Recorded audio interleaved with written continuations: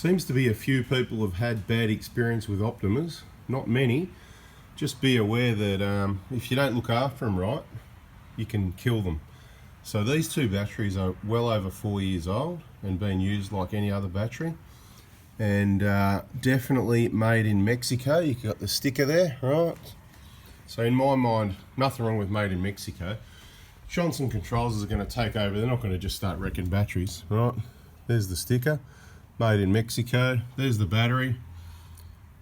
I'll show you what it does, right? So there they are. They get looked after. They get worked hard, but they get looked after. Now this is what's going on with this vehicle, right? It hasn't been run for days. There's the voltage. Right, I just opened the door. It was flashing between. I'll turn the light off. I don't know if you can see that in the video.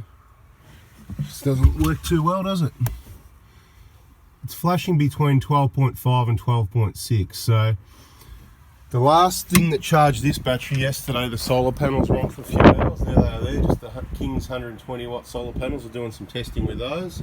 Okay, so they were disconnected around about 4 o'clock yesterday afternoon, and this vehicle hasn't been run. The fridge is on. You can see it's set on whatever. Inside the fridge is on 2 degrees, so fridge running all night. There's a few other, like obviously the voltmeter and whatever draws a bit of power. There's some USBs in the car with lights on them and stuff like that.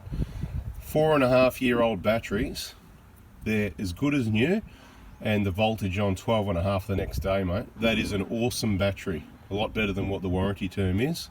So I'm sorry to those people that have had a bad experience, and this is not the only example we've got. We know people that have got Optimas still in very good condition that are 10 years old, and we know of other batteries also around the 6, 7, 8 years still going strong. A lot of it's got to do with how well you look after it. They are certainly a very strong battery, as in if you use it in the outback, they'll take a beating without failing like a lot of other batteries will.